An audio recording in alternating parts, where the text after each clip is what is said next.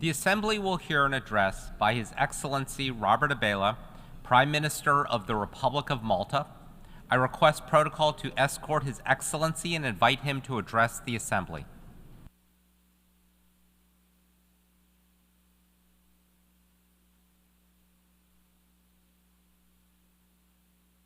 Secretary General, President, Excellencies, distinguished delegates, and dear friends. When we gathered this time last year, little could we have predicted that just a couple of weeks later, our world would be plunged into even greater turmoil by the despicable attacks of October the 7th. And the 12 months since, we have seen continued loss of life and a humanitarian emergency on such a scale that it is all too easy to give up hope, all too easy to believe that nothing can be done, all too easy to turn the other cheek. We cannot escape from the stark reality that our world faces the gravest of challenges, and the populations of far too many of these United Nations face the greatest perils.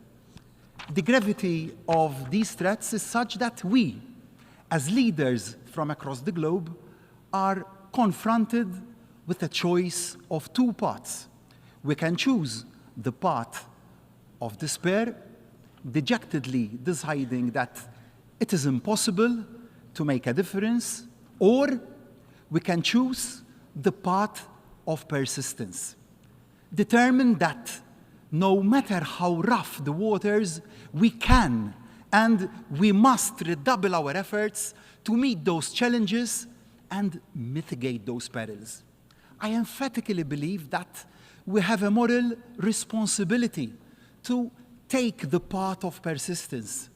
I will never apologize for reaffirming the simple belief that motivated me to come into public life, that tomorrow can be better than today. And no matter what the headwinds, it is a belief that still motivates all I do. I refuse to believe that we should just give up. I refuse to listen to those siren whispers that the worst is inevitable and it is not worth working for better outcomes. I refuse to give in to the notion that we can defer difficult decisions or that small countries have to passively accept the actions of the larger players. To acquiesce to that negativity would be to accept that this General Assembly, that this United Nations is nothing more than a council of despair. To that, I say a resounding no. This United Nations can and must be a council of hope. Nobody is going to pretend that we can wave any sort of magic wand or deliver instant solutions. But we have a duty to keep hope alive, to keep trying, to keep working, to keep battling for the values that were the very foundation of the idea of a United Nations.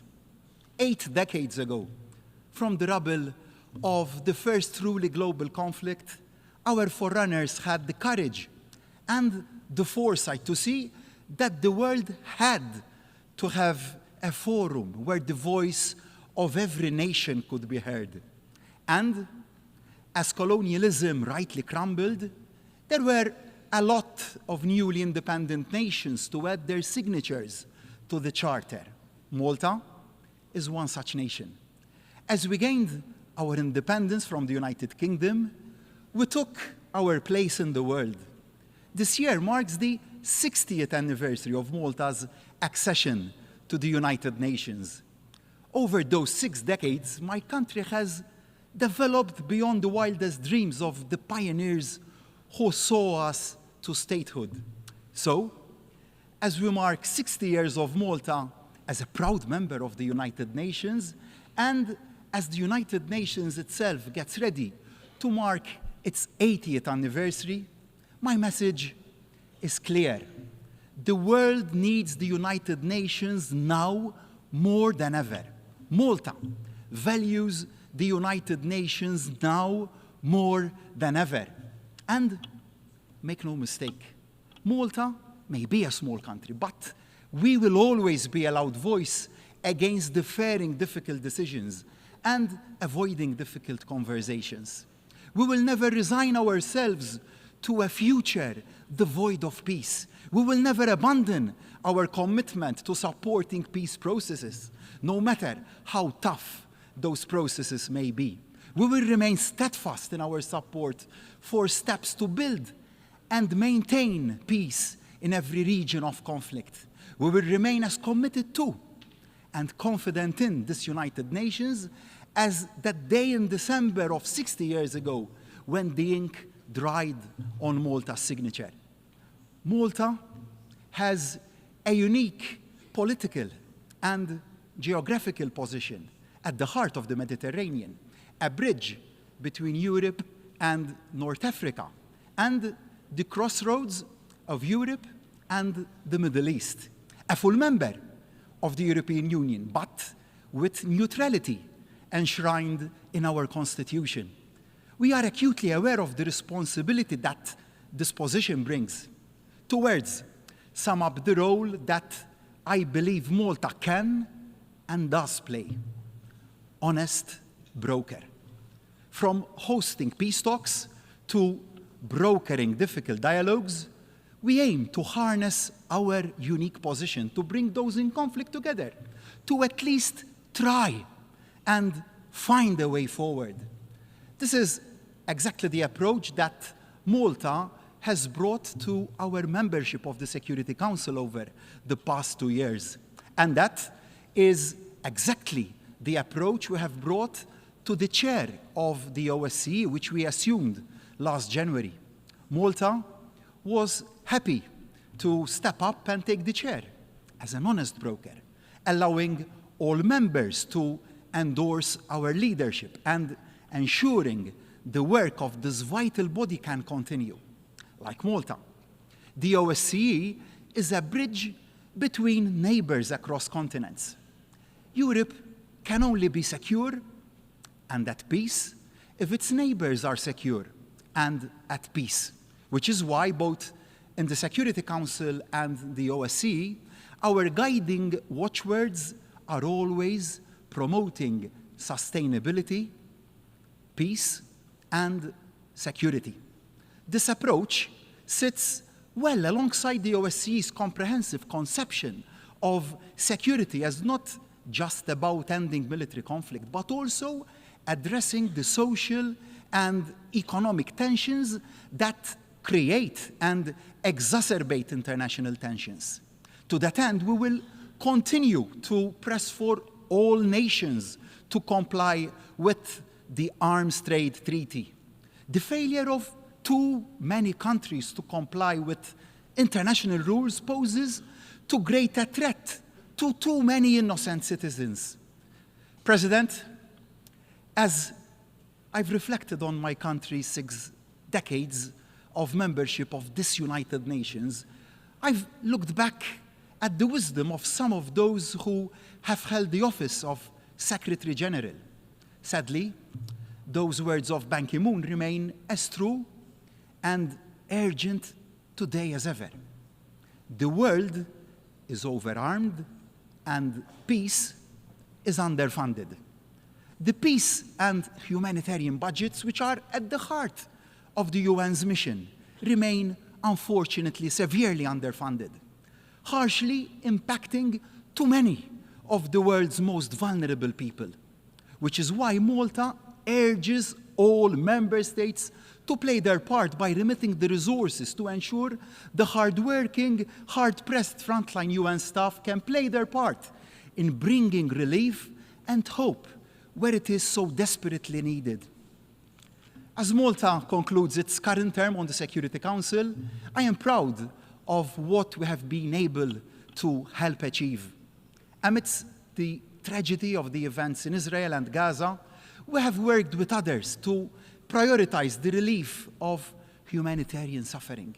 We used our seat on the Security Council to work for Resolution 2712, which demanded urgent and extended humanitarian pauses and the provision of corridors through Gaza to supply critical supplies needed by so many innocent civilians, not the least children.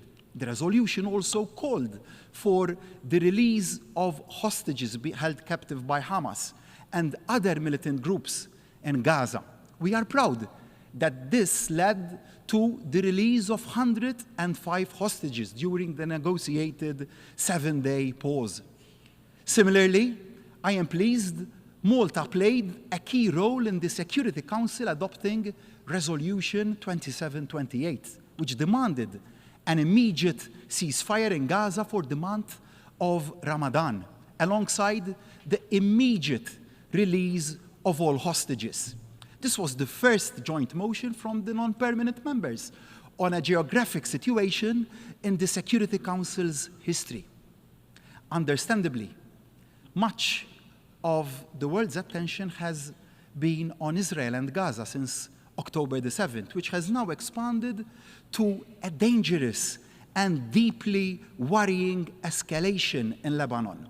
We stand firm in our belief that we must all strive to ensure that the flames of this conflict do not engulf the whole region, and that we all take decisive steps to resolve this conflict before it is too late. Furthermore, it is imperative that we, as a global community, do not lose focus on those other parts of the world where war and the killing of civilians is also all too present and all too tragic a daily reality. Sudan, Yemen, Syria, and, of course, Ukraine. So, let me now turn to another country in conflict, Malta's southern neighbor, Libya. Helping the Libyan people achieve a genuine and lasting resolution to the institutional crisis for which they have paid too high a price for too long is a key priority for Malta. For such a resolution would not only benefit the Libyan people, it would also benefit all Libya's neighbors and also the wider region.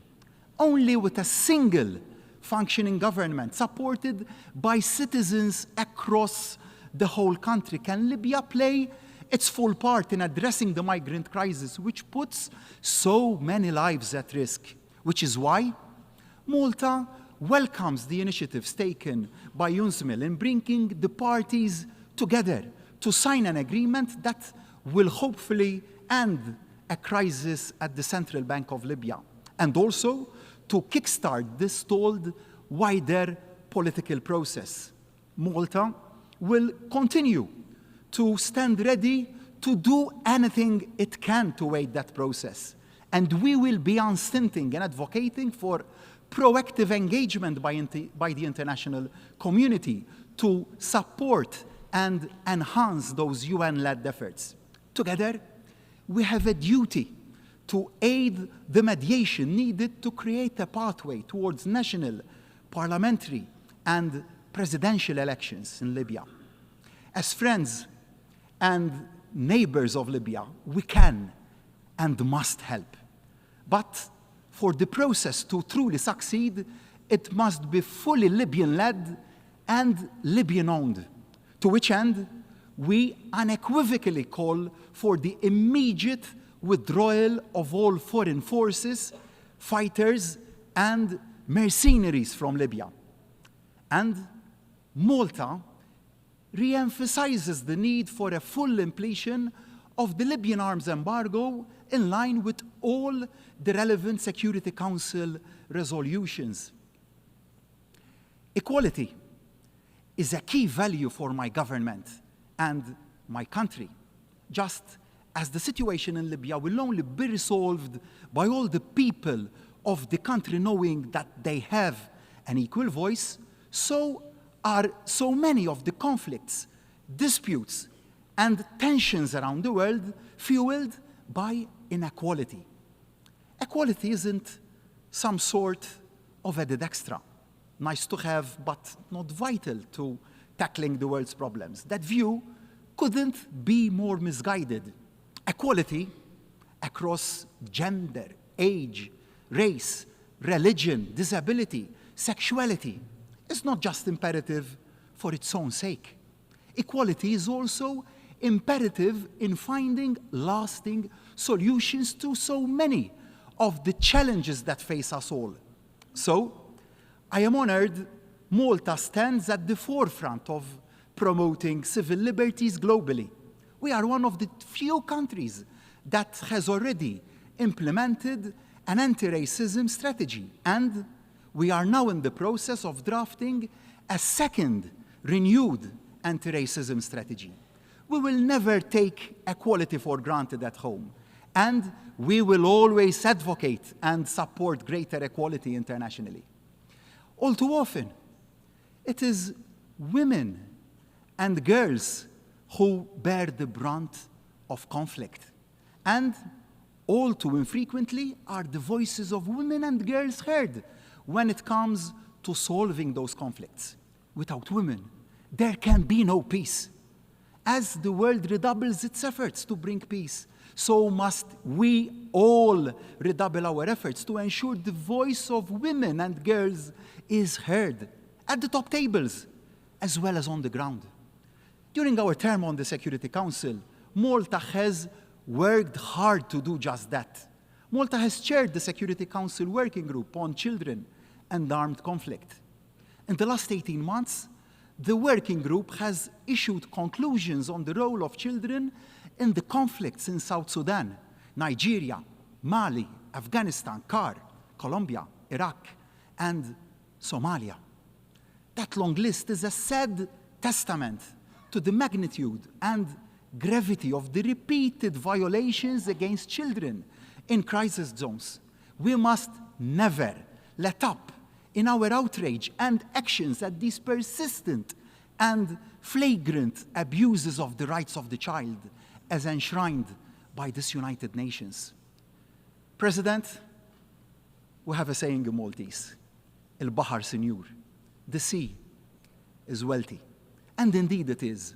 As an island nation for Malta, the wealth of the sea equates to the wealth of our people.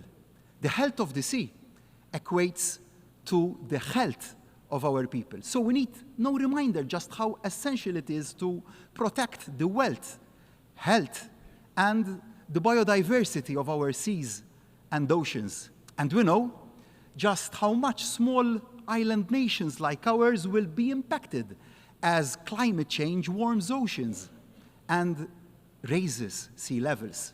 We, small island nations, are amongst the lower emitters of greenhouse gases. But we are literally the front line of the climate emergency.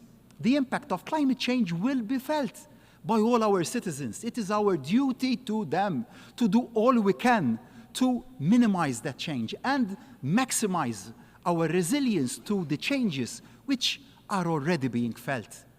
Delay and prevarication simply aren't options. Climate change must remain at the top of the global agenda. Solidarity, standing shoulder to shoulder with our fellow small island nations, is a key value for Malta. Solidarity means actions, not just words. The Islands for Islands initiative is central to our foreign policy, providing concrete, practical assistance to small island developing states, sharing best practice and building capacity. That's why Malta has jointly taken the lead in developing the Climate Vulnerability and Resilience Index, a practical resource to help small islands identify and prepare better for the effects of the changing climate. As sea levels become an even greater concern, so does the health of our seas and oceans become ever greater a priority. Malta remains and will always remain at the forefront of efforts to protect our oceans. In the very first years of our UN membership, we were one of the foremost proponents of the principle of the common heritage of mankind. Thank you, Arvid Pardo. And it remains our lodestar. We have consistently spoken up in the Security Council about the existential threat from rising sea levels, and Malta will always remain unwavering in our support for the United Nations Convention on the Law of the Sea. Malta welcomes the first ratifications of the Biodiversity Beyond National Jurisdiction Agreement, which will provide much needed, much greater protection for the 2/3 of global oceans that lie beyond national jurisdictions. The treaty will only come into force when 60 nations have ratified it. Our oceans need it. Our people deserve it. So I say to my fellow leaders, speed up and sign. To preserve healthy maritime environments, we all need to take practical, innovative solutions and steps. That's why I am delighted at the success Malta's new shore-to-ship initiative is having. The stunning Grand Harbour in the capital city of Malta, which is Valletta, is a magnet for cruise ships. But while docked in berth, they can produce serious amounts of pollutions if relying on their engines in the confined space. So shore-to-ship is installing onshore power supply alongside the quays, which are used by cruise ships, meaning that they can switch off their engines and help reduce pollution in this most special of places by around 90%. In Malta, we know that while the sea can yield great gifts, it can also be the host for illicit activity and the breaking of international laws. The high seas must never become the Wild West. The rule of law and the will of the international community must always hold on sea as on land, which is why Malta championed the creation of a unified database of all vessels which are involved in illicit activity, shareable and usable by all participating states. Shipping is central to international trade, so ensuring they are fully applied at sea is central to any successful sanctions regime.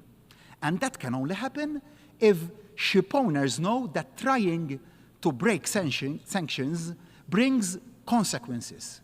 But it is essential for reasons of natural justice and to ensure buy-in from member states that the listing of those breaking sanctions is both fair and transparent. So Malta was proud to jointly hold the pen alongside the United States for Resolution 2744 that overhauls the delisting process for the first time in almost 2 decades. By creating a better system for delisting where warranted, we can ward against premature lifting of sanctions which is not warranted. President, we have witnessed how effective global health policies can unite nations, especially when addressing crises that transcend borders and that affect us all. Just yesterday, United Nations member states adopted the political declaration on antimicrobial resistance, which has been diligently facilitated by Malta and the Barbados over so many months. AMR presents a collective threat and demands our urgent attention. We know what must be done to prevent the loss of millions of lives and avert trillions of dollars in additional healthcare costs. This declaration should serve as a strategic roadmap for policymakers, guiding their efforts to tackle AMR in the years ahead. President, when we reconvene in a year's time, we will be marking the 80th birthday of our United Nations. But we mustn't ever be just marking time. We need to always be marking progress. As Dag Hammarskjöld said, the pursuit of peace and progress cannot end in a few years in either victory or defeat. The pursuit of peace and progress with its trials and its errors, its successes and its setbacks can never be relaxed and never abandoned. In Europe, the average life expectancy is just over 80 years. United Nations will only have life expectancy longer than that if we all recommit to its future. As the saying goes, I want reports of its death to be greatly exaggerated. Yes, we can't ignore the fact that the architecture of the world's collective security is under stress like never before. Voices of nationalism dismiss the need to work together. Instigators of conflict believe they can escape the rat and writ of the global community. Both couldn't be more wrong. Acting to end conflict, and relieve suffering is never easy. But that doesn't mean we should stop trying. Reaching consensus across borders and across political differences is never easy. But that doesn't mean we should stop trying. Acknowledging we have all contributed to the state our world is in today and setting aside pride to try and make the world a better place is never easy. But that doesn't mean we should stop trying. Arguably, the temptation to wring hands and see change as too hard to achieve is greatest for small nations like mine. To sit back and sigh that the big boys have made too much of a mess of things.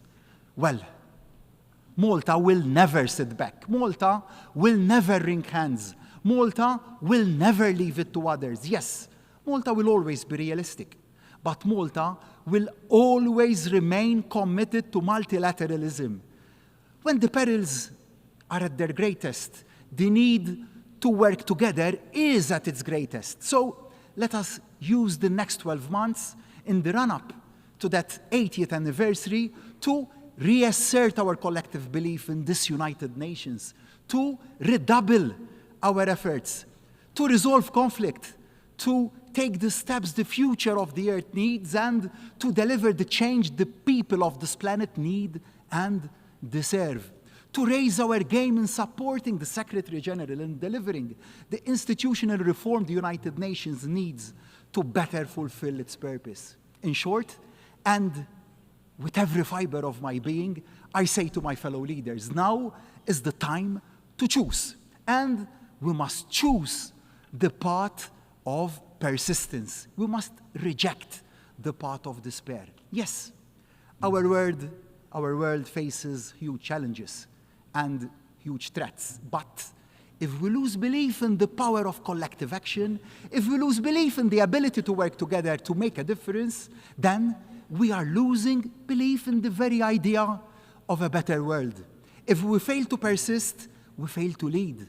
If we fail to persevere, we fail the people who put their faith in us. Failure simply isn't an option. The stakes are too high. The risks are too great. The consequences are too severe. So let us make that choice. Let us today recommit as a United Nations. Let us affirm the path of persistence. And no matter how tough the going, let us enter the 80th year of this United Nations with the simple goal in our head and in our hearts. Let us now, more than ever, never give up believing that tomorrow can and must be better than today. Thank you.